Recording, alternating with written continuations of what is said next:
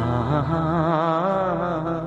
கேளடி கண்மண் பாடகன் சங்கதி நீ இதை கேட்பதால் நெஞ்சிலோர் நிம்மதி.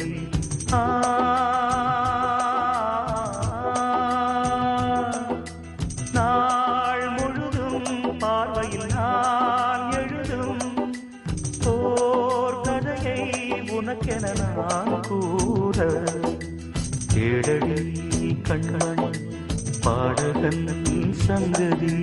என்னாடும் தானே தேர்ந்திருந்தாவது பிறக்காக நான் பாடும் திரை பாடல்தான்.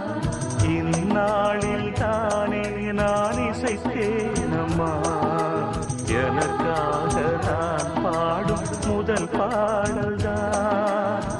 காணல்